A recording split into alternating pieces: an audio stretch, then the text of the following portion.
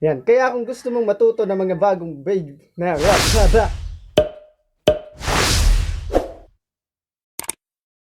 hindi tayo mapipigilan ng lockdown na to para matuto.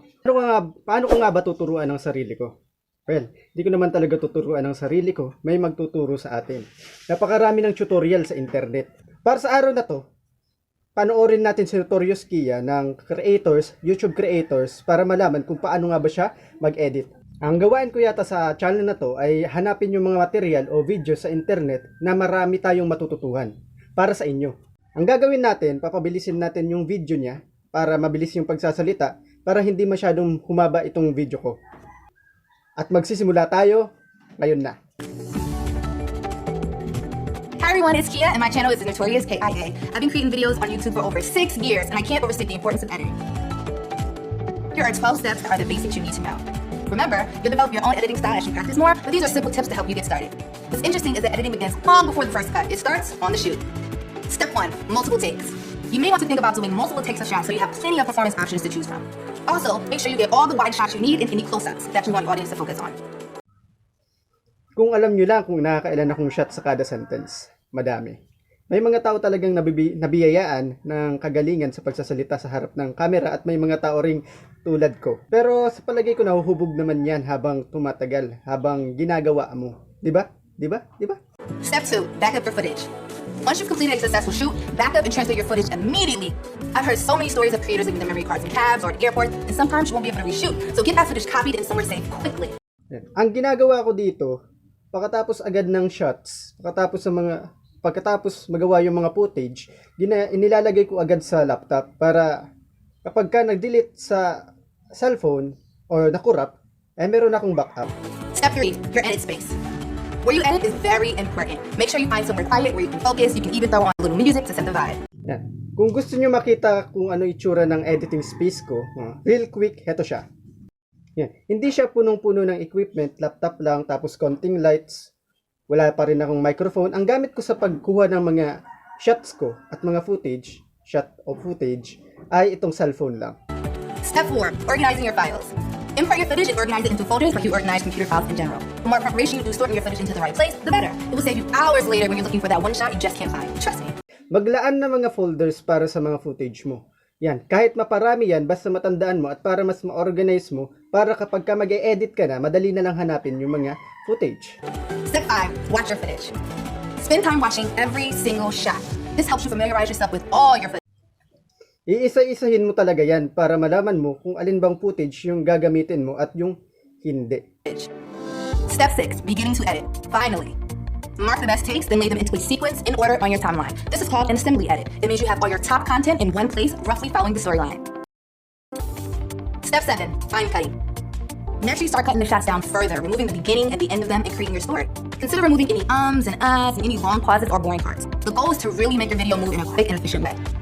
Jump cutting is often used to allow you to truncate time and move forward quickly and efficiently. Here's an example. The weather is really humid in New York, so I put it in a pineapple and I wash my hair weekly. Those are 2 questions that I get a lot. If you want to do something slightly more advanced, transitions is how you add variety and are an effective way to maintain the pace of the video. These are things like dissolves between shots or fades, which give the feeling of time passing. Another fun transition is the wipe, which can come in a lot of different styles. Some programs have automatic transitions as well as many options to customize them exactly the way you want. Ganyan talaga. Ikakat mo talaga lahat ng footage, isa-isa. Kasi pag hindi mo yan talaga kinat, ganito ang nangyayari. Step 8, watch over and over, pause, and do it again. Watch your video sequence down over and over again. The more times you watch it, the more you'll feel when it gets too slow, or where you need to edit something out, or if you need to explain moments in more detail. At some point, I always get too close to my work and I need to step away, so I take my dog for a walk or I grab something to eat and I come back later, even the next day for a fresh perspective. Believe me, this always helps. Step 10, working with sound. This is all about the importance of sound. Sound? Audience usually don't mind bad lighting, but they can't stand watching a video where they can't hear what's going on. So record your sound well. And music is also very important. It sets the tone for your content. One of the best places to find great music is the YouTube audio. Ayan, audio library. Libre lahat. Ngayon, kung baka yung sound kasi na gagamitin mo ay may nagmamay-ari, para maging safe, gamitin mo yung audio library. Lahat ng sound dyan, lahat ng music dyan, pwede mong gamitin ng walang copyright issue. The library where all the tracks are free to use without issues. Step 11, mixing your sound.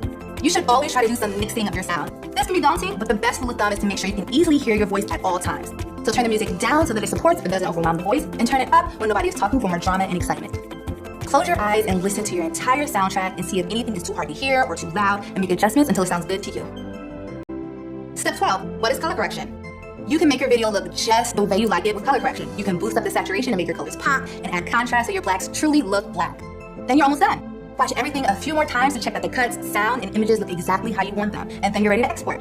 Set the export settings and look to see if your editing software has a specific export for YouTube option. Export your video onto your computer and then upload it to YouTube. I suggest you upload as unlisted first. This gives you time to write your title, description, and tags. Then when you're ready, flip your video to public for the world to see. I hope this video has helped you get started. Remember, editing is where a lot of the magic happens, so find a process that works for you. Check out the Creator Academy course for more information, and be sure to subscribe to the YouTube Creators channel for new video every week. So till next time, peace! Para sa akin, hindi ka makakagawa ng maayos na YouTube video kung hindi ito dadaan sa editing. Napakahalaga ng editing. Mga atit kuya, may kanya-kanya tayong paraan ng pag-edit. May kanya-kanya tayong technique o style. May matutuklasan na lang natin yan habang tumatagal. Habang ginagawa natin kung paano tayo mag-edit. Habang ginagawa natin yung editing. Mahirap ba? Tanong, mahirap ba? Oo, mahirap. Mahirap talaga mag-editing. Pero habang tumatagal, paunti-unti, paulit-ulit, nakakasanayan mo na rin. Gumagaling ka na rin. Shout out na rin kay Daryl Kim Talagtag, si Mr. Nice Guy. Yan, kaibigan ko yan. Pag nagsisimula ka pa lang talaga dito sa YouTube, kaibigan mo muna ang nanonood sa'yo. Kaya kung gusto mo matuto ng mga bagong video editing, subscribe ka na sa akin at pag-aralin natin.